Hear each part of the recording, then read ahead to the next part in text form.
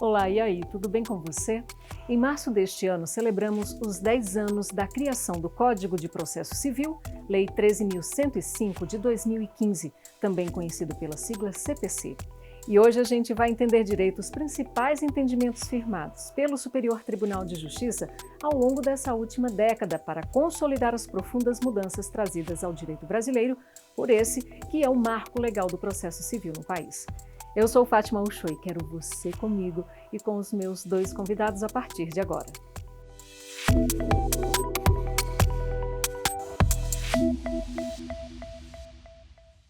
Já estou aqui com os meus dois ilustres convidados de hoje aqui do Entender Direito e eu tenho a honra de entrevistar pela terceira vez, eu estou até contando, viu, professor Didier? Pela terceira vez tenho a honra de conversar com Fred Didier Júnior, advogado e professor titular da Faculdade de Direito da Universidade Federal da Bahia. Você já é de casa, professor, muito bem-vindo mais uma vez aqui ao Entender Direito.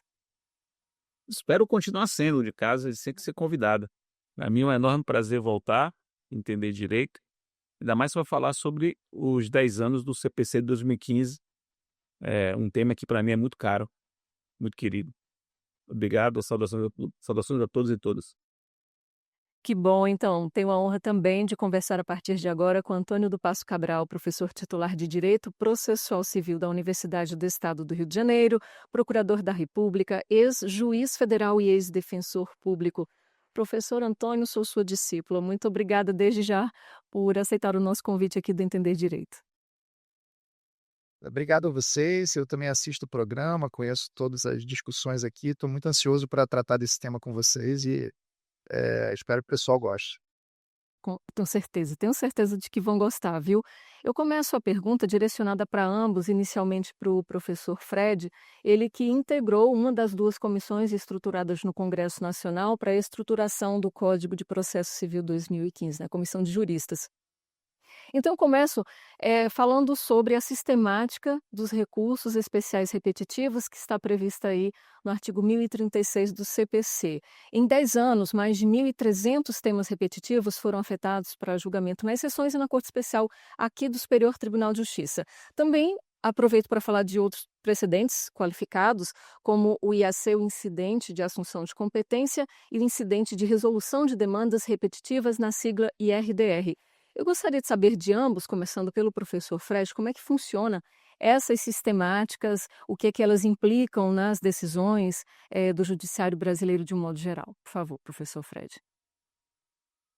A pergunta é ótima, é uma ótima primeira provocação, porque de fato, uma das primeiras preocupações do CPC 2015 foi a de estruturar o sistema brasileiro de precedentes obrigatórios, que é um sistema que vem acompanhado de uma característica peculiar do judiciário brasileiro, que é de ter muitos processos pendentes e muitos deles envolverem temas repetitivos.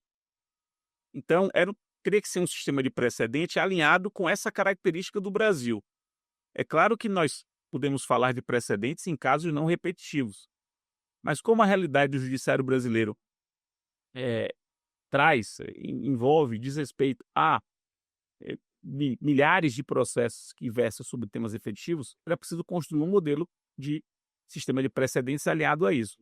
E esse modelo vem sendo desenvolvido já desde 2007, né, quando se criam os recursos repetitivos, e aí se consagra no CPC de 2015, com a criação de uma técnica, que é uma técnica mista, que é essa técnica de julgamento de casos repetitivos, que é uma técnica que serve a dois propósitos. Gerir o estoque de processos pendentes que cuidam de um mesmo tema, então tem essa função gericial, e também produzir um precedente obrigatório para regular os casos futuros que disputam esse assunto. Então, veja o duplo propósito. Resolver diversos casos pendentes sobre o mesmo tema, sem precisar resolver cada um deles, quer dizer, você resolver por uma amostra, e, além disso, deixar a tese pronta para casos futuros serem resolvidos da mesma maneira, ou até mesmo evitar que casos futuros sejam ajuizados, já que o precedente terá se formado. Então, o que é que o Código faz? Ele regula esse incidente de julgamento de casos repetitivos com duas modalidades. Os recursos irrepetitivos, esses que você mencionou, são amplamente utilizados pelo STJ já há bastante tempo, e o STJ tem se aperfeiçoado demais nisso, sobretudo nos últimos anos, tem se aperfeiçoado muito nessa técnica. Curiosamente, é uma técnica que o Supremo nunca usou, porque o Supremo nunca julgou recursos extraordinários repetitivos. Ele prefere usar a técnica da repercussão geral, essa bastante utilizada pelo Supremo. Só que também vem a técnica do IRDR. O IRDR, ele é hoje muito mais utilizado nos tribunais de segunda instância, nos TJs, nos TRFs e nos TRTs. O STJ, em relação ao IRDR, ele não tem IRDR dele, pelo menos não que eu me lembre, o STJ instaurou o IRDR originário dele, embora possa, teoricamente, instaurar IRDRs, sobretudo em recursos ordinários repetitivos ou em causa de competência originária repetitivas. Mas o papel do STJ no IRDR nos últimos anos tem sido o de firmar uma sólida jurisprudência sobre o IRDR. É impressionante, e eu faço questão de destacar isso, como o STJ, em muito pouco tempo, compreendeu o que é o IRDR, compreendeu, e já tem uma jurisprudência, sobretudo da Corte Especial do STJ, bem consolidada.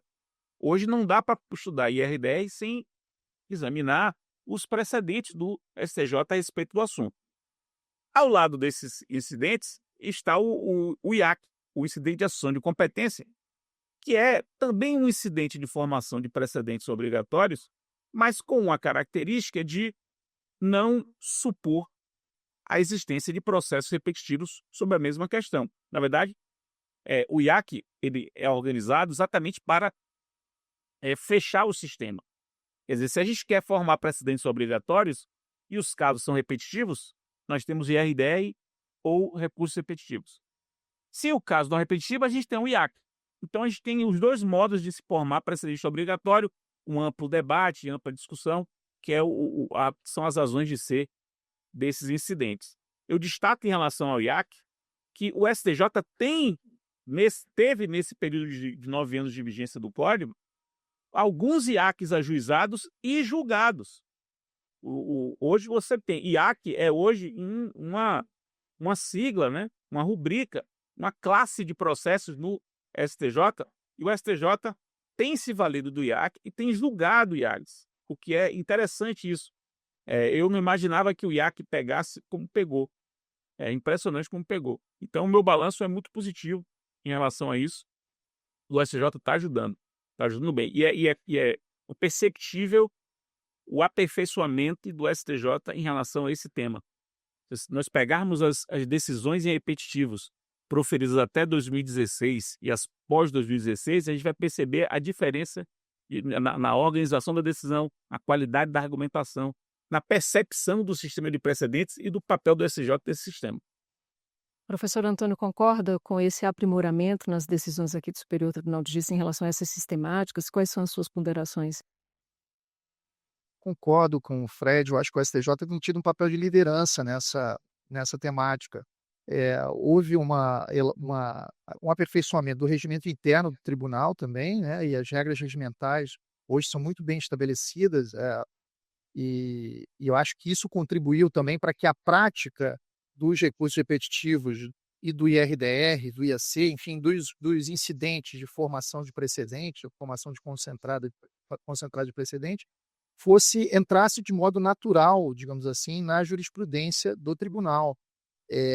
Eu, Fred e outros que vínhamos estudando esses mecanismos, né, e são mecanismos muito sofisticados, muito contemporâneos, de gestão de quantidade de processos no judiciário, havia um certo receio de como a jurisprudência iria recebê-los e como eles iriam entrar, se eles conseguiriam entrar sem ruídos, digamos assim, na praxe dos tribunais brasileiros. E acho que o balanço também é muito positivo, porque os tribunais compreenderam a função desses institutos e têm avançado muito e aprimorado suas metodologias decisórias a fim de redigirem bem as teses que são firmadas, de garantir participação a diversos atores que devem comparecer para contribuir com as discussões, iluminar o debate.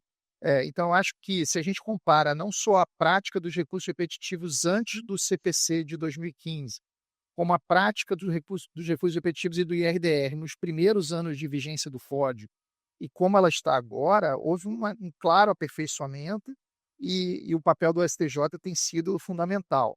Agora, só para discordar de alguma forma da manifestação inicial do Fred e dizer algum ponto que eu acho que a gente podia ter de aprimoramento, eu diria que eu acho que o STJ ainda está tendo uma posição um pouco restritiva do uso da reclamação como forma de forçar o cumprimento do precedente vinculante que foi firmado pelo tribunal. Acho que tanto o STJ quanto o STF têm um receio grande de que, com a quantidade expressiva de temas e teses que estão afetados, vêm sendo firmados em repetitivos, que o não cumprimento desses precedentes pelos tribunais de apelação e pelos juízes de primeiro grau vai gerar uma avalanche de reclamações nesses tribunais, gerando um problema que eles não tinham antes, né? Quer dizer, se os precedentes vieram para resolver ou contribuir, né, para esse problema da quantidade, gestão, com segurança jurídica e isonomia, eles trariam esse problema novo, que seria a forma que o tribunal teria que lidar com as reclamações ou as formas, os instrumentos para forçar o cumprimento dos precedentes pelos tribunais inferiores. E acho que o STJ e o STF ainda estão no momento de compreensão do papel da reclamação nesse cenário e de construção da sua jurisprudência a esse respeito.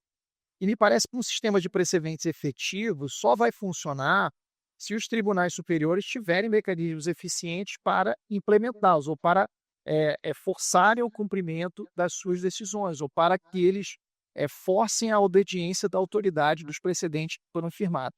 Então, é preciso que esses tribunais avancem um pouco mais na compreensão da reclamação e de outros instrumentos que servem para fazer cumprir os precedentes já formados quando os tribunais e juízos de instâncias inferiores não os observarem. Mas, tirando isso, eu acho que o balanço como o Fred falou, muito positivo. E vejam que esses institutos, hoje, eles são um dos grandes pilares do Código de Processo Civil de 2015. O Código estrutura todo o procedimento, do início ao fim, dentro da ideia de que aquele que litiga, tendo o precedente vinculativo a seu favor, tem a sua vida facilitada no judiciário. Né? Então, a sua demanda inicial vai ser recebida, ele pode ganhar uma tutela provisória de evidência, depois, se a sentença for favorável a ele, deflagram-se poderes monocráticos para os relatores indeferirem os recursos dos seus adversários, sem precisar de uma adesão colegiada. Se houver a possibilidade de execução provisória, porque o recurso pode não ter efeito suspensivo em razão do precedente ser favorável aos recorrentes, a execução provisória também não necessita de caução para avançar além dos atos de expropriação, ou seja, aquele que tem o precedente a seu favor, ele mitiga com muito mais tranquilidade. O sistema empurra o resultado a favor daquele cuja tese é amparada num precedente vinculante. E, de outro lado, aquele que vai ao judiciário com uma pretensão contrária ao precedente fixado num repetitivo, por exemplo, tem a sua vida muito dificultada. Ele pode ter de cara uma decisão, uma sentença de indeferimento liminar do pedido. Depois ele vai ter uma tutela provisória contrariamente fixada, concedida ao seu adversário ou contrariamente aos seus interesses. Se ele tiver que recorrer, ele vai ter uma vida mais dificultada, porque os tribunais vão filtrando os recursos quando as sentenças foram de acordo com os precedentes. Então, veja que o Código se estrutura ou estrutura o seu procedimento do início ao fim, tendo em vista também o que foi decidido nesses incidentes de fixação de precedentes vinculativos, como são o IRDR, os recursos repetitivos, né, o IAC, etc. Então, realmente são institutos que hoje são essenciais para o profissional do direito entender como funciona o judiciário brasileiro e como ele deve se comportar no contencioso no contencioso instaurado a partir do Código de Processo Civil de 2015. O professor Antônio deu uma pincelada, assim, falando dessa questão comportamental de segunda instância sobre essas 3 sistemáticas, IAC ou IAC, IRDR e recurso repetitivo. Agora eu gostaria de ouvir o professor Fred em relação às suas considerações, né. Como é que anda essa evolução aí da postura de juízes e tribunais de segunda instância, quando se define algo de precedente qualificado e seguindo o que o STJ, define? A minha percepção, embora eu não tenha maiores dados a respeito do assunto, é de que uma vez decidido pelo pelo STJ o tema, firmado em repetitivo, os tribunais costumam seguir.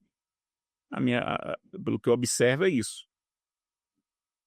Até porque é mais fácil fazer isso, porque como os precedentes do STJ, a quase totalidade deles é composta por precedentes que vêm em casos repetitivos. Quando o STJ delimita bem a tese, é mais fácil aplicar, não tem tanta dor da aplicação. Então, no meu modo de ver, a partir da minha perspectiva, é muito impressionante a evolução da compreensão do sistema de precedentes nos últimos anos, embora nós tenhamos ainda um enorme espaço de evolução. E eu concordo 100% com o Cabral sobre essa incompreensão do STJ em relação à reclamação nos casos de repetitivos. Incompreensão essa que o Supremo não tem. O Supremo aceita a reclamação.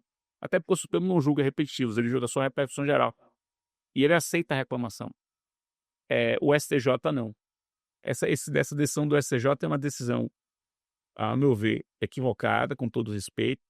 Inclusive é contra a lege, contra expressa o texto do CPC.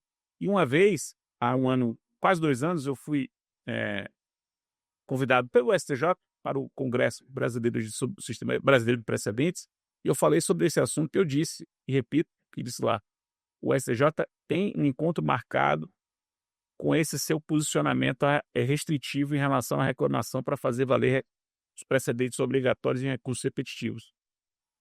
A partir do momento que o STJ se consolida como um tribunal de precedentes, ele tem que assumir a responsabilidade de ver se esses precedentes estão sendo corretamente aplicados, como eles estão sendo compreendidos. Então, meu balanço também é positivo em relação aos outros tribunais.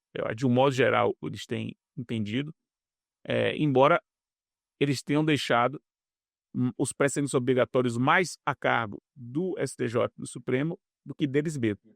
Embora, é preciso reconhecer, também por outro lado, que todos os tribunais do Brasil já julgaram IRDRs desses 9 anos de vigência, o que mostra que o Instituto pegou. Uhum. Bem lembrado, 9 anos de vigência, a instituição, né, do CPC é de 2015, mas a vigência começou em 2016, se eu não me engano, fevereiro de 2016, deve ter sido isso mais ou menos, né, Didier, professor? Começou a vigília pelo STJ, né? Aham. O STJ decidiu, no anunciado administrativo, que o início da vigência do CPC foi 18 de março Março. de 2016. 18 Uhum. de março de 2016. Então, sob a vigência ainda, falando um pouquinho lá do CPC de 73, né, quanto a essa atuação judicante do Superior Tribunal de Justiça, né, se havia controvérsias sobre a possibilidade de a Corte Superior, ou seja, aqui o STJ, realizar a modulação das decisões, isto é, o ajuste dos efeitos do que é decidido ao contexto específico de cada caso. Eu queria saber do professor Antônio, com a chegada do presente código, como é que essa matéria está posta atualmente, principalmente em relação aos critérios da modulação das decisões aqui do Tribunal da Cidadania? Olha, esse é um tema muito importante, é uma pergunta do nosso tempo e me parece que o STJ também nessa questão evoluiu muito nos últimos anos. De fato, havia, antes do CPC, uma divergência sobre se os tribunais da jurisdição ordinária, quer dizer, tirada a jurisdição constitucional do Supremo Tribunal Federal, poderiam modular os efeitos das suas decisões. Havia uma compreensão da segurança jurídica que era uma compreensão mais estática, baseada em institutos que pensavam que quando houvesse algum tipo de alteração normativa, que essas alterações sempre poderiam, por exemplo, retroagir ou poderiam atingir todos os processos que estavam em andamento, etc. Então, era uma segurança jurídica, por assim dizer, muito, muito estática. E com o tempo foi se percebendo que o dinamismo da vida exige modelos mais flexíveis de segurança jurídica para que, com a evolução do pensamento e com a mudança dos entendimentos dos tribunais, possa haver uma preservação da expectativa e da confiança jurídica dos jurisdicionados que contavam com a manutenção do entendimento anterior, se comportaram assim legitimamente e não poderiam se ver surpreendidos por uma mudança abrupta de entendimento. O próprio STJ já sinalizava isso, né, com algumas decisões isoladas aqui e ali, que já ensaiavam essa possibilidade de modulação de efeitos das suas decisões. Com o CPC, houve uma mudança muito clara nisso, porque se a modulação já existia nas leis de controle concentrado e abstrato de constitucionalidade no Supremo Tribunal Federal, a Lei 9868 de 99, a Lei 9882 de 99, o CPC inaugurou a possibilidade de modulação de efeitos para a jurisdição ordinária. Quer dizer, todos os tribunais superiores, tribunais de apelação, etc., quando mudam entendimentos consolidados e, portanto, podem ferir as expectativas legítimas dos litigantes, eles podem, a partir de agora, modular essa mudança de entendimento. Isso se aplica, por exemplo, na superação de precedentes vinculantes, né? Quer dizer, o STJ fixou um tema num repetitivo e depois de alguns anos ele vai modificar total ou parcialmente aquele tema que foi fixado. Aí ele pode modular essa decisão que alterou o precedente. Isso está nos parágrafos 3º e 4º do artigo 927 do Código de Processo Civil. Depois disso, seguindo a mesma linha do CPC, houve uma alteração intensa na LINDB, na Lei de Introdução às Normas do Direito Brasileiro, em 2018. E essa alteração trouxe possibilidade de que, além da modulação de efeitos, os tribunais utilizem outras regras de transição que podem não ser apenas jogar a eficácia para frente ou para trás, não fazê-la retroagir, que é a modulação. Os tribunais podem usar outras regras de transição diferentes da modulação, mas o escopo é exatamente o mesmo, né? E isso está lá nos artigos 23 e 24 da LINDB.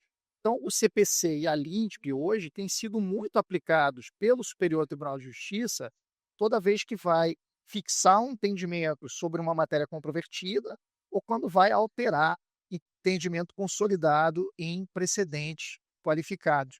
Então, essa evolução é muito clara na jurisprudência do STJ. Nos últimos 4, 5 anos, a gente vê diversas decisões do tribunal que vem aplicando o artigo 23 da LINDB e vem aplicando o 973, o 927, parágrafo 3º do CPC, quando há essa necessidade de, para proteger a expectativa, a confiança e a segurança jurídica dos jurisdicionados, há uma necessidade de um modelo mais flexível de segurança jurídica.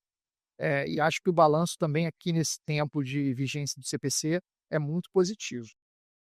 Aproveitando ainda com você, professor Antônio, já que a gente está falando aí de segurança jurídica, a gente tem o chamado princípio da não surpresa aí que está previsto nos artigos 7º, 9º e 10 do CPC. Então, em que medida a evolução jurisprudencial na aplicação desse princípio da não surpresa tem contribuído para o fortalecimento da segurança jurídica aqui no Brasil? O Código de Processo Civil de 2015 foi um código que fortaleceu muito o contraditório, que alguns chamam de contraditório participativo, né? Que é a ideia de que todas as vezes que os tribunais têm que analisar matérias e pensam em utilizar fundamentos para as suas decisões, esses fundamentos têm que ser colocados para o debate entre as partes. Mesmo em questões cognoscíveis de ofício, aquelas que os tribunais podem conhecer independentemente de requerimento, hoje a lei exige que essas questões não sejam introduzidas nas decisões sem que tenha havido um debate prévio a respeito delas. Isso tem a ver com essa ideia de não surpreender as partes com uma decisão que tem um fundamento que não foi debatido por nenhuma delas. Às vezes o autor usa o fundamento A, o réu usa o fundamento B e o juízo usa um terceiro argumento, um terceiro fundamento que não foi utilizado por nenhuma das partes e tampouco foi debatida entre elas. Para evitar isso, o Código de Processo Civil, seguindo a linha das legislações mais contemporâneas ao redor do mundo, fortaleceu o contraditório, dizendo que mesmo nos casos de questões que podem ser conhecidas de ofício pelos tribunais, há uma necessidade de submeter essas questões para o debate. Isso está, como você bem pontuou, nos artigos 7º, 9º e 10 do Código de Processo Civil. Isso tem influenciado a jurisprudência, inclusive criminal, de diversos tribunais, e, portanto, é uma regra que fortalece sobremaneira a segurança jurídica e a não surpresa dos litigantes. Eu acho que é uma regra que tem contribuído muito para que a participação das partes do processo seja uma participação de verdade, né? E não aquele diálogo que um fala uma coisa, outro fala outra coisa, e nenhuma das argumentações encontra um eco nas decisões judiciais, né? Isso me parece que o balanço também nos tribunais de apelação e dos juízes de primeira instância é positivo. A lei conseguiu constranger mais o judiciário a fundamentar, levando como base apenas argumentos das partes que tenham sido efetivamente submetidos a uma contradição entre elas, a um debate entre elas. Isso me parece que a gente evoluiu e o sistema jurídico brasileiro melhorou muito desde a edição do Código de Processo Civil de 2015. Uhum. Agora a gente vai falar sobre essa era, né, tão transformadora na vida do cidadão, enfim, no próprio modo de se julgar, de se decidir judicialmente. A gente vai falar sobre essa era digital que a gente está vivendo. Então, professor Didier, o STJ vem se posicionando em diferentes julgados sobre a possibilidade de citação do réu por meio das redes sociais. Um outro ponto aí dessa discussão, nessa mesma seara, é a produção de provas digitais. E, conforme o artigo 369 do CPC 2015, as partes podem utilizar todos os meios legais e morais, ainda que não previstos em lei, para provar o que alegam. Eu gostaria de que o senhor ponderasse aí essas questões entre a legislação e o que está sendo formado pelo Superior Tribunal de Justiça na questão jurisprudencial, né, nessa esfera jurisprudencial. E eu acrescento aí, a esses exemplos que você deu, um terceiro. O STJ também construiu ao longo desses 9 anos. O Código diz que um contrato é título executivo se tiver subscrito por duas testemunhas. Isso está tudo no Código. Uhum. Só que o STJ chegou à conclusão de que contratos digitais, que são boa parte dos contratos que existem hoje, não precisam disso e são títulos executivos também. Num voto, num acordo, o relator foi o ministro, o ministro Paulo de Tarso Severino. Então, Saudoso ministro. veja que, qual é a minha impressão? O STJ ele está se dando conta de que as transformações sociais decorrentes do uso da tecnologia digital são absolutamente inevitáveis, não podem ser ignoradas e deverão ser incorporadas ao processo, observando-se, claro, as garantias do processo legal, inevitavelmente. O que é interessante é a gente perceber que isso está sendo feito sem que o código precise ser alterado. A parte da citação eletrônica foi alterada. Embora o código tivesse previsto a citação por meios eletrônicos, agora ela é colocada, em alguns casos, como prioritária. Mas, em todas as outras hipóteses, o código foi sendo aplicado sem precisar ter sido alterado legislativamente. O que mostra também, eu já comentei isso em outros momentos com o Cabral, uma força normativa muito grande do código. Conseguiu, por exemplo, minha cara, vejo que nesses 9 anos, 2 deles foram em pandemia. Os 9 anos, 2 deles foram em pandemia. E o código na pandemia não foi alterado e serviu ao judiciário brasileiro de uma maneira tão impressionante que fez do judiciário brasileiro naqueles 2 anos, 2020 e 2021, e hoje, né, cara, a gente está gravando esse podcast no momento em que a pandemia completa 5 anos. No momento que a pandemia completa 5 anos. Então, já se passaram 5 anos aqui. É incrível isso. Mas naqueles 2 anos ali, o judiciário brasileiro funcionou e funcionou muitíssimo bem. A gente pode dizer, inclusive, que o judiciário brasileiro foi uma das instituições brasileiras que mais bem funcionou naquele período. e funcionou com base no CPC, sem precisar contrariar o CPC, que inclusive também não foi alterado durante a pandemia. Então isso mostra também uma aptidão de o CPC se adaptar a essas transformações digitais. Como você mencionou aqui, o STJ está alinhado a isso. Uhum. Ainda com você, professor Fred Didier, como a gente está assim, pulando, tentando, né, resumir aí os 10 anos do CPC em 1 hora de programa, 1 hora e um pouquinho de programa, a gente vai sempre assim saltando de um assunto para o outro. E agora eu quero falar sobre os honorários sucumbenciais, né, mais direcionado aí à advocacia.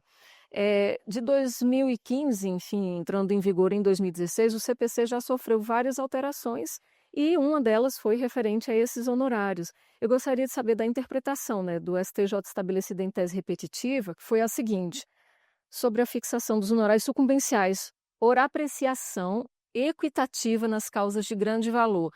Que pontos aí, professor Didier, na redação da norma específica do CPC sobre o assunto geravam dúvidas na comunidade jurídica e como é que o STJ conseguiu pacificar essa questão?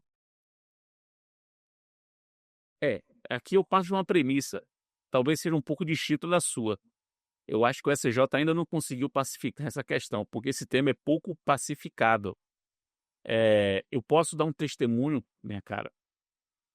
Mas, digamos, está trazendo um calmante ali, né, um calmante Tá. mesmo que Não, paliativo. o STJ tem Nesse tentado enfrentar isso e vem tentando enfrentar isso, e é inegável. O STJ está lidando com isso desde o início da vigência do Código, porque o Código transformou profundamente esse tema. Então, essa transformação muito vertiginosa, inevitavelmente, inevitavelmente fez com que novas interpretações surgissem. Eu, por exemplo, divirjo do pensamento do STJ quando o STJ diz que as regras novas de sucumbência se aplicam aos pendentes no início da vigência do Código, que me parece uma interpretação que não é a melhor, porque as regras de sucumbência mudam tanto o cálculo de risco da demanda. Me parece que mudar o risco de uma demanda com a demanda já tendo sido a proposta é uma violação grande à segurança jurídica. O que eu posso dizer é o seguinte, que se você observar o artigo 85 do CPC, que é o Código da Sucumbência, os honórios de sucumbência, ele na versão original, hoje ele até tem mais, mas na versão original do código tinha 19 parágrafos. Hoje ele deve ter uns 22, 23 parágrafos. Já houve leis posteriores que acrescentaram parágrafos meio. Mas na versão original tem 19 parágrafos. Por que teve 19 parágrafos? Porque é um tema extremamente sensível. E um tema, como é muito sensível, ele precisa ter muita regra no debate parlamentar, para que cada regra pudesse ir compondo as áreas de conflito, as áreas de atrito. Especificamente em relação às causas de grande valor e de pequeno valor, o Código resolveu expressamente, no caso de alto valor, deixando claro que o fato de a demanda ser de alto valor não interfere na fixação dos honorários. Não pode interferir. Nas de baixo valor interfere, mas nas de alto valor não. E a discussão com a Fazenda Pública também foi amplamente tratada durante a tramitação parlamentar. Eu participei de diversas reuniões com o Poder Público de um lado e a OAB de outro, para chegar a uma redação de consenso, e todos vão perceber que a regra que o Código estabelece para as causas envolvendo Fazenda Pública é uma regra que serve para as duas partes, para a Fazenda Pública e para o particular. Não é uma regra só em favor da Fazenda Pública, é uma regra que serve para as duas partes. Isso foi construído negocialmente. Então, eu sei que o impacto foi muito grande, eu sei que havia muitas divergências, mas o STJ, em muitos casos, ele não está confortável, ele aparenta não estar confortável com a literalidade do texto da lei, em muitos casos. Em outros não, em outros ele aplicou. Mas não é um tema em que há uma pacificação entre os ministros do STJ. Eu percebo que não há. Uhum. Então, algumas coisas já foram resolvidas, sem dúvida, mas a bola ainda está quicando porque o Supremo Tribunal Federal resolveu que ele vai decidir isso. Existe um processo de controle concentrado no Supremo tratando desse assunto e vamos ver onde é que isso vai parar. É um tema bem, bem espinhoso. Certo. Mudando mais uma vez o enfoque, eu quero saber do professor Antônio do Passo o seguinte: um dos princípios aí estimulados pelo CPC é o da autocomposição das partes para a resolução de conflitos. E recentemente o STJ instituiu o próprio Centro Judiciário de Solução de Conflitos. Nessa última década, então, o senhor acredita que a gente já avançou? E eu falo assim, a gente porque eu me incluo enquanto jurisdicionada também.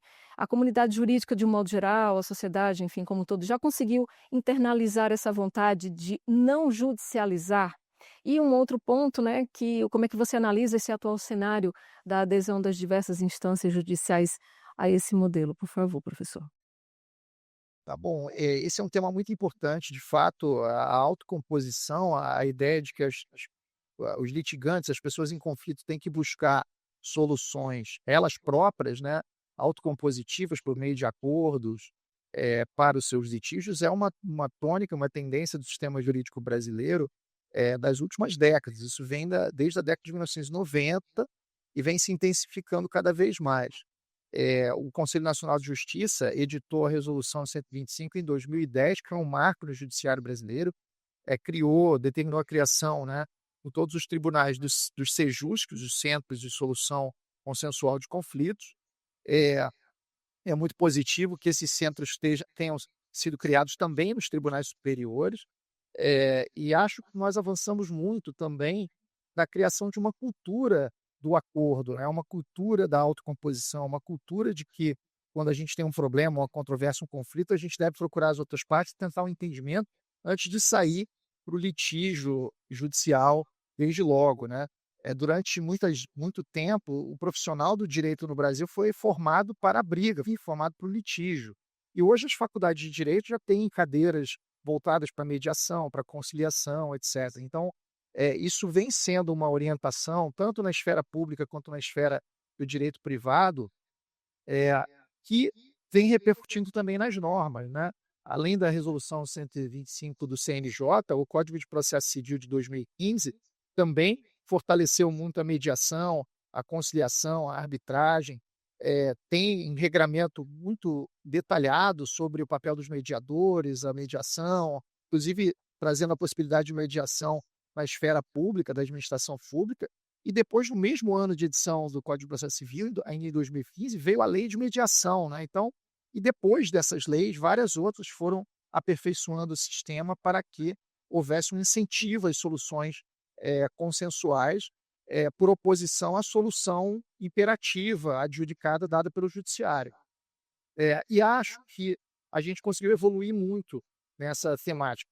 Mas os dados das estatísticas que o CNJ faz anualmente no Justiça em Números, mostra que, embora nos primeiros anos de vigência da Resolução 125, quer dizer, após 2010, tenha havido um incremento, um leve aumento do número de soluções consensuais de conflitos, no judiciário, esse número estagnou, né. Então hoje a gente tem uma oscilação muito pequena, mas há uma estagnação do número de conciliações, mediações, ou seja, no número de processos no judiciário brasileiro que terminam com acordo. Então é preciso investir ainda mais nisso. As razões para essa estagnação, eu acho que ainda são, uma incógnita. É preciso a gente também pesquisar melhor para saber, se é uma questão estrutural, se é uma questão de evolução normativa, se é uma questão cultural. Mas acho que a gente pode mais incentivo.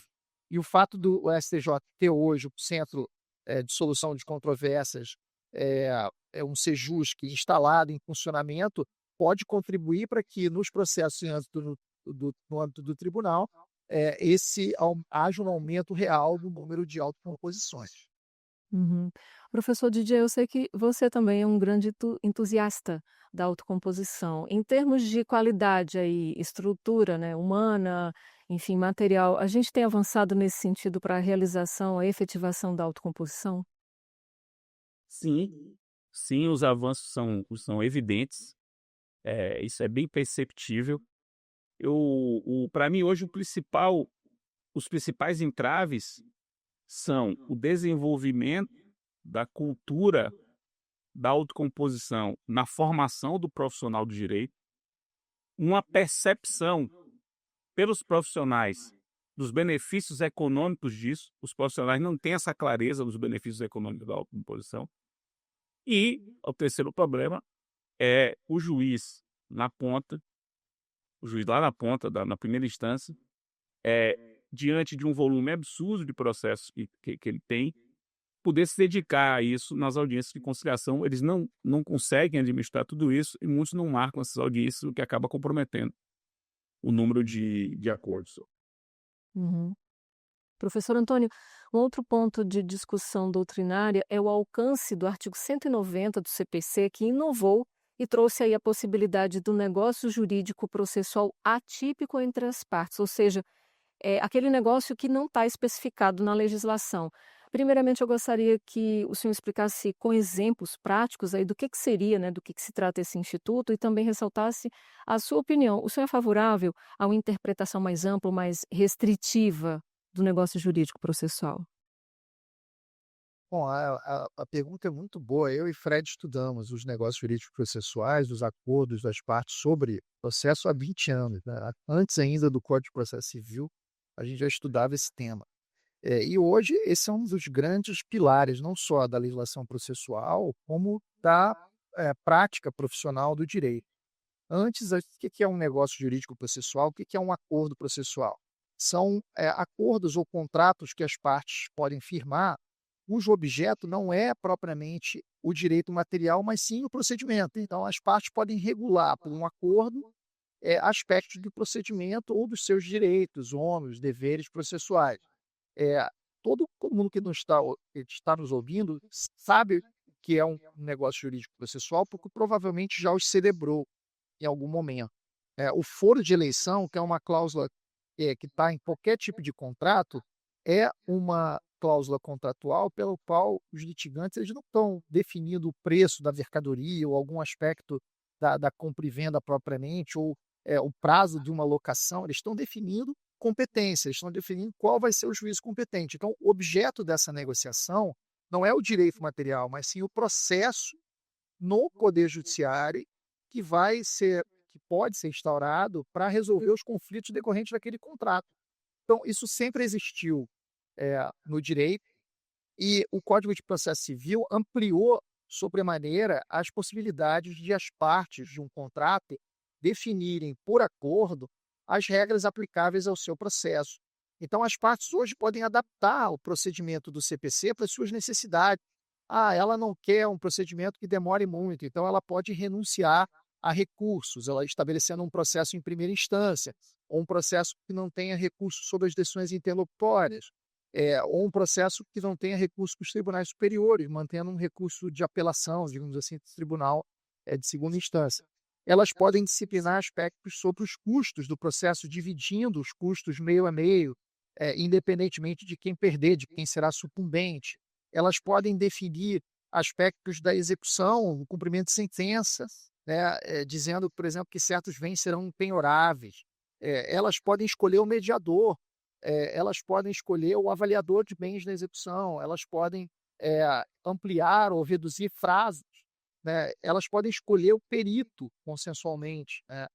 E todas essas regras firmadas pelas partes vinculam os juízes. O juiz deve aplicar a regra feita pelas partes, ou seja, o que vai disciplinar, no final das contas, aquele processo que vai ser instaurado para definir aquela controvérsia decorrente do contrato, é um processo que vai ser um combinado de regras entre o que está na lei e o que está no acordo.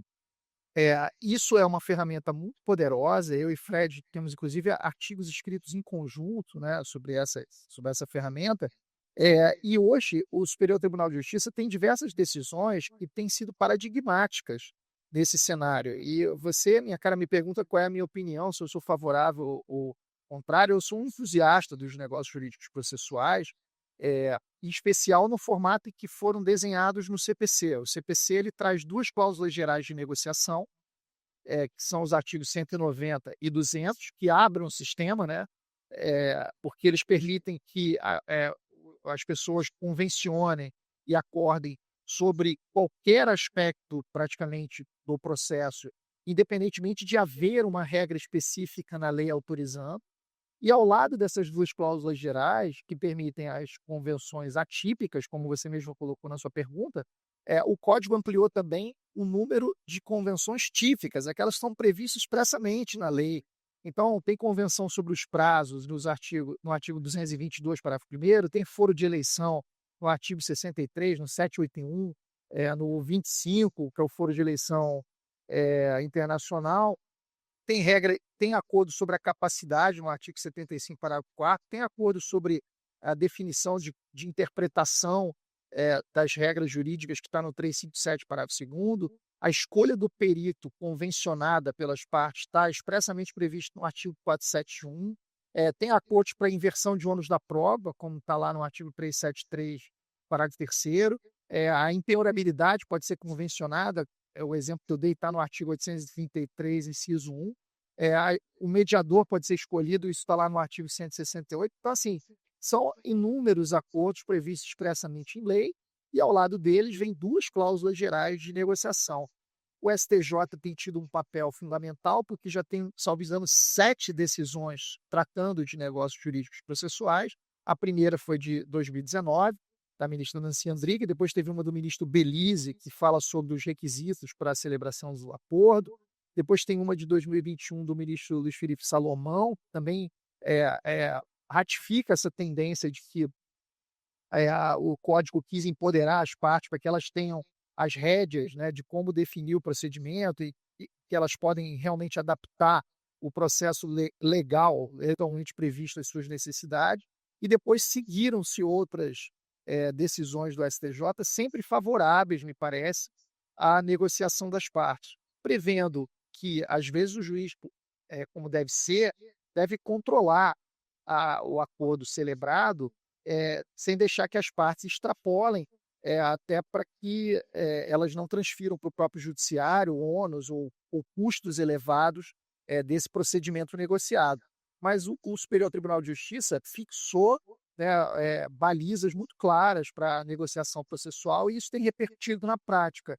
O meu grupo de pesquisa na faculdade terminou agora no começo deste ano de 2025 uma pesquisa empírica em todos os tribunais brasileiros sobre negócios jurídicos processuais, e nós verificamos já, de decisões colegiadas de segunda instância ou dos tribunais superiores, 1.653 acórdãos já proferidos desde 2016.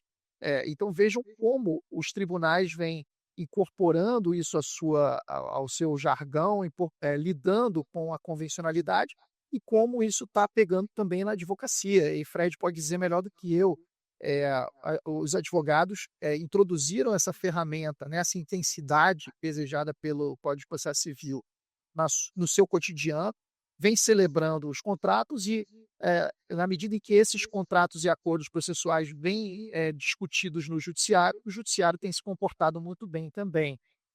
Lá atrás, quando a gente começou a estudar isso, havia até uma expectativa de que houvesse uma resistência maior dos juízes, né? Os juízes vão achar que estão perdendo poder e que é absurdo as partes quererem controlar o procedimento, e isso, francamente, não se verificou. A minha pesquisa, por exemplo, está demonstrando que o índice de validação dos acordos processuais no judiciário brasileiro é de quase 80%. Em alguns tribunais, ele chega a quase 100%, chega a 96%, 97%. Então, o judiciário tem recebido muito bem os acordos processuais, e certamente a definição dessas balizas pelo STJ tem cumprido um papel de sinalizar esse caminho para os tribunais das instâncias inferiores. Claro, quero ouvir o professor Fred sobre essa temática, professor, por favor. Esse tema é um tema assim, chave no modo de ver o processo, no modo do professor Cabral ver o processo. É impressionante o que aconteceu com o tema dos negócios processuais nesses 9 anos. Posso assegurar que nem eu, nem Cabral, e aqui eu vou falar em nome dele, mesmo sem autorização, nem eu, nem Cabral, estudamos isso há tanto tempo, poderíamos imaginar o que está acontecendo hoje em termos de capilaridade do tema, de transformação do tema. Veja bem, cara, que o CNJ, nesse meio tempo, em 2021, ele edita uma resolução e permite a criação do do juízo 100% digital, que é o processo em que não há atos presenciais praticados, e é um tipo de processo que só pode tramitar por negócio processual. E os núcleos de justiça 4.0, que é uma unidade judiciária criada por negócio processual. Você veja a que ponto chegou o uso dos negócios processuais com o CNJ editando resoluções que criam duas figuras tão emblemáticas e importantes hoje como o juízo 100% digital e o núcleo de justiça 4.0. Então, realmente, esse é um dos principais temas do Código e o STJ tem compreendido isso. E os tribunais têm compreendido. Os dados da pesquisa do professor Cabral, que serão divulgados, são dados muito impressionantes nesse sentido. Mais um ponto agora que a gente vai avançar aqui nessa nossa entrevista, eu quero ouvir do professor Antônio do Passo Cabral, né? O Poder Judiciário vem se posicionando no sentido de firmar os meios coercitivos atípicos para garantir pagamento de dívidas, como a suspensão da CNH, enfim, a apreensão de passaporte. Quais são esses limites, né, que vêm sendo definidos pela jurisprudência dominante, incluindo esses importantes precedentes ao longo dos anos do STJ, em meio aos questionamentos sobre a constitucionalidade dessas medidas? Essa é outra pergunta fundamental, né? Eu e Fred estivemos já juntos em outras oportunidades. Ele gosta de salientar que uma das características principais do Código de Processo Civil de 2015, da legislação processual brasileira atual, é a flexibilidade.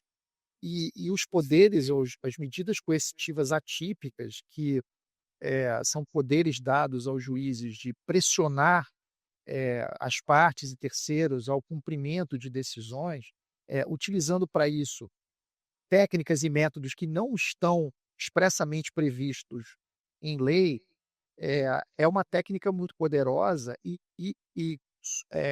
para a qual havia uma série de debates quando ela foi ampliada no Código de Processo Civil de 2015, sobre como seriam feitos os balizamentos dessa atuação judicial. Havia um receio de que os juízes pudessem se exceder ou que pudessem ser muito rudes, brutos, né, em relação aos devedores, e isso não aconteceu. O judiciário tem usado, me parece, meu modo de ver, com parcimônia, as regras que permitem a utilização das medidas executivas atípicas, e o STJ já fixou em diversas decisões balizamentos importantes para a utilização dessas medidas. O principal deles, que, salvo engano, começou com uma decisão do ministro Vilas Boas Cueva, foi estabelecer que essas decisões, essas medidas atípicas têm que ser subsidiárias em relação às típicas. Então, quando um devedor, na execução, pretende que o juiz use medidas coercitivas atípicas em relação quando o credor quer que o juiz use essas medidas em relação ao devedor, ele tem que provar que houve um exaurimento das medidas típicas, ou que as medidas típicas se demonstrem completamente ineficazes naquele caso, para que possa haver essa utilização. E, do mesmo modo, o judiciário, para utilizar as medidas jurídicas, as medidas executivas atípicas, tem que fundamentar, justificando que foi tentado inicialmente o uso de uma medida típica prevista em lei, para que depois se tenha tentado utilizar a atípica. Outras regras foram definidas em outras decisões do STJ. Me recordo aqui de uma decisão relatada pela ministra Nancy Andrighi, outra pelo ministro Belize, e outra pelo ministro Salomão. Foi dizer que, além de subsidiária, a utilização das medidas atípicas deveria ser excepcional e deveria também ser proporcional, né? Então, essas medidas de proporcionalidade, razoabilidade, também acrescidas a essa lógica das medidas atípicas, são balizamentos interessantes, ainda que sejam conceitos jurídicos indeterminados. Elas já apontam um norte para a utilização dessas ferramentas. O STJ também tem falado em menor onerosidade para o executado, que é um princípio geral da execução, e poderia ser aplicável também aqui às medidas executivas atípicas. Quando o Código veio, as medidas que foram mais conhecidas do grande público foram a suspensão de atividade de empresa, em relação até ao WhatsApp. A gente viu isso mais de um juízo determinava que o WhatsApp apresentasse informações ao judiciário, o WhatsApp se recusou a apresentá-las e vinha uma determinação com base nessas regras que autorizam o judiciário a conceder medidas executivas atípicas de suspensão das atividades da empresa. Outras medidas atípicas que vêm sendo utilizadas são a suspensão ou apreensão de carteira nacional de habilitação, a CNH, carteira de motorista, né, ou de passaporte. E todas essas medidas, essa ideia de proporcionalidade e onerosidade tem levado a um questionamento sobre a constitucionalidade dessas medidas. O próprio Supremo Tribunal Federal já foi chamado a se manifestar e o STJ, mais de uma vez, também chamado a se manifestar. A jurisprudência, em geral, tem entendido que, no caso do passaporte, como ele é um documento necessário para que as pessoas possam se locomover, ir e vir, se quiserem sair do território brasileiro, a apreensão ou restrição de passaporte por medida executiva atípica civil teria uma violação de direitos constitucionais. Mas a suspensão de CNH ou a apreensão de CNH tem sido validada na jurisprudência ao argumento de que ela não violaria as prerrogativas, a liberdade de ir e vir, porque, afinal de contas, a pessoa não precisa se locomover necessariamente dirigindo o seu próprio carro. Ela pode pegar um ônibus, um metrô, ou, enfim, ir a pé para os lugares, ou seja, seria uma restrição às atividades dos executados que se justificaria dentro desse exame de proporcionalidade e razoabilidade. Mas, de todo modo, como você veja quantos parâmetros eu mencionei aqui que têm sido fixados em decisões do STJ, do Supremo, enfim, os tribunais superiores têm cumprido seu papel e acho que a gente avançou muito na definição dos primeiros parâmetros para a utilização dessas ferramentas, que, na minha avaliação, foi um ganho que parece normativo para o sistema de justiça brasileiro e vem sendo bem aplicadas pelo judiciário. Professor Fred, o CPC vigente simplificou o quantitativo de recursos possíveis nessa questão aí de andamento processual. Como é que o senhor avalia, então, essa simplificação, essa limitação do sistema recursal? Foi uma boa opção, não foi uma simplificação tão decisiva, porque não foram muitos os recursos que desapareceram. O agravante desapareceu, os embargos infringentes desapareceram. Eu fui favorável durante a tramitação no código e consegui convencer, mas depois houve uma reforma do CPC durante a Abacaço que mudou. Eu fui o meu entendimento era de que nós deveríamos acabar com a interposição dos recursos perante o juízo que proferiu a decisão recorrida, ou pelo menos tirar do juízo que proferiu a decisão recorrida o juízo de admissibilidade do recurso, porque isso evitaria um recurso, que era o recurso para destrancar recurso. Recurso para destrancar recurso. A ideia é, veja, o Código fez isso, né? Eu apelo em primeira instância, mas o juiz de primeira instância ele não vai examinar a admissibilidade da apelação. Ele vai só receber a apelação e encaminhar para o tribunal. Com isso, eu tiro uma decisão, que é a decisão sobre a admissibilidade da apelação, e com isso elimino um recurso. A gente conseguiu fazer isso. E porque esse recurso é um recurso bastante presente na prática.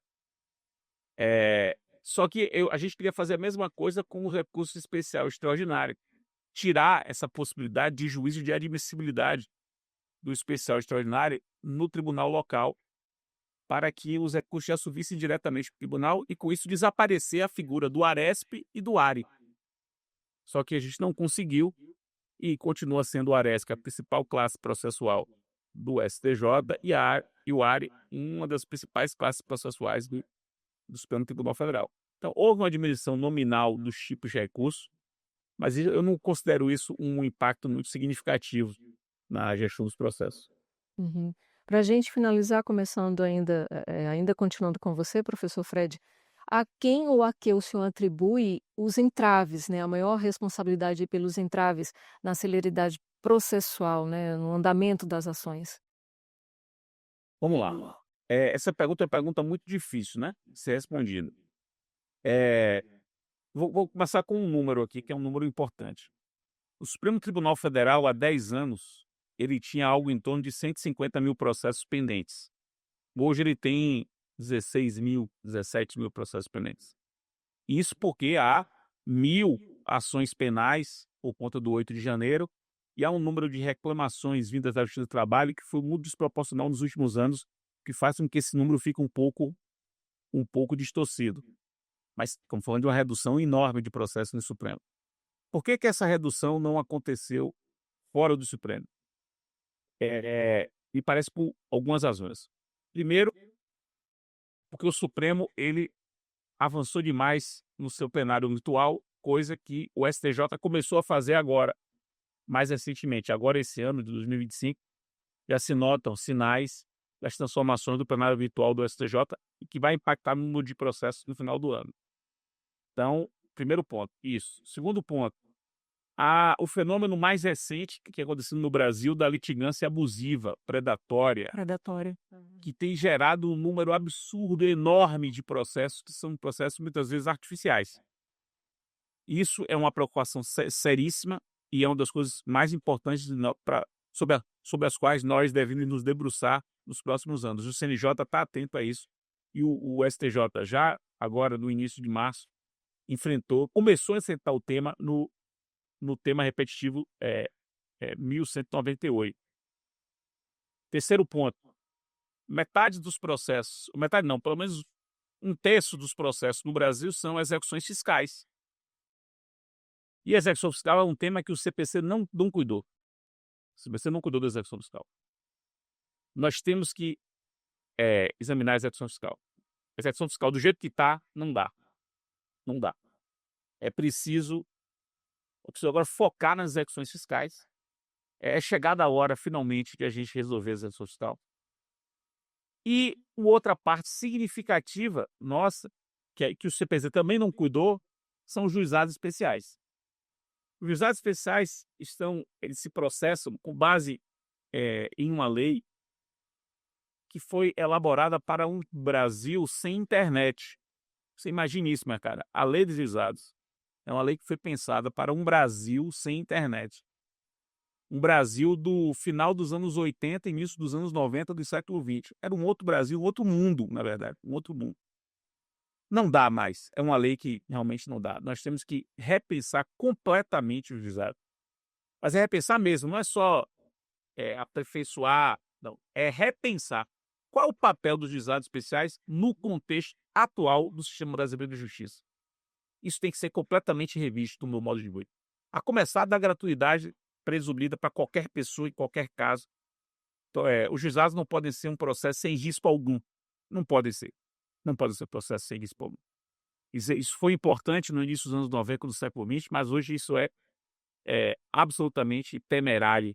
Você permitir que qualquer pessoa possa demandar, sem advogado, inclusive, e isso não causa qualquer tipo de risco para ela. Não tem isso mesmo. Só o réu tem que arcar com o custo disso. Enfim, esses também são os principais pontos. O aperfeiçoamento do plenário virtual dos tribunais superiores, o STF já fez isso. O combate à litigância predatória, a revolução da execução fiscal e a revolução dos juizados especiais. Também esses são os desafios dos próximos anos. E para o senhor, professor Antônio, quais seriam esses principais entraves para que a gente tenha essa celeridade processual desejável? Eu concordo com o Fred, os temas que ele colocou são temas que o sistema de justiça tem que trabalhar hoje em dia. Eu acrescentaria outros 3, tá? Eu acho que nós temos um encontro marcado com novas formas de participação processual dos interessados. A gente vê em diversos tipos de procedimento que as formas tradicionais de participação das partes, dos interessados em geral, ficaram muito antiquadas. Hoje as formas de litisconsórcio e intervenção de terceiros tradicionais não atendem mais a multiplicidade de interesses que batem à porta do judiciário, então é preciso a gente diversificar nesse ponto, pensarmos temas nessa linha. Eu acho que a gente tem um encontro marcado com isso nos próximos anos. Além disso, eu acho que há uma necessidade de pensar o papel dos tribunais superiores a partir dos filtros de relevância. A relevância do recurso especial hoje prevista no STJ cuja regulamentação ainda depende de lei, e os projetos de lei estão se arrastando aí no Congresso Nacional há algum tempo sem solução, me parece que transformará um pouco o Superior Tribunal de Justiça, como o Supremo Tribunal Federal se transformou nos últimos anos, como o Fred destacou, a partir do desenvolvimento da repercussão geral. Se isso acontecer, como a gente espera, o papel dos tribunais fica completamente reconfigurado. E acho que aí a gente terá que pensar novas técnicas, novas formas de atuação desses tribunais para esse papel que eles vão assumir quando a quantidade de processos não for mais essa quantidade que hoje ainda assola, por exemplo, o Superior Tribunal de Justiça. E um último ponto, eu acho que eu e Fred compartilhamos um pouco dessa agonia, que para o sistema de justiça funcionar, tem que haver uma preocupação com a organização e administração judiciárias. Esse tema é um tema que a gente tem estudado há algum tempo, mas que ainda não entrou, digamos assim, na ordem do dia dos tribunais e nem do CNJ. O CNJ tem tido um papel muito importante na administração e na organização judiciária, mas acho que esse papel tem que ser ainda mais relevante. E por que eu digo isso? Porque durante muito tempo a administração judiciária foi uma espécie de um limbo jurídico, né? Como ela não é uma atividade jurisdicional, os processualistas não a tratavam com a importância que ela deveria ter.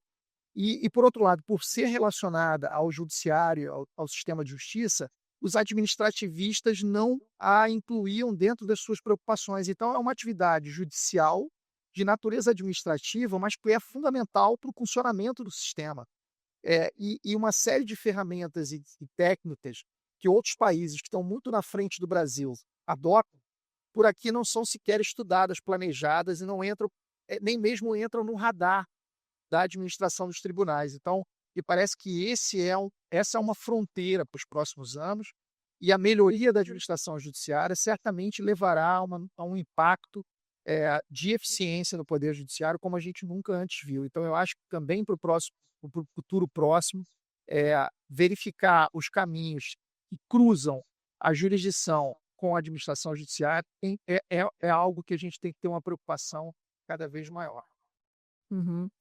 Olha, uma aula tão maravilhosa como essa, a aluna que nem percebe, é preciso ser freada aqui pelo ponto.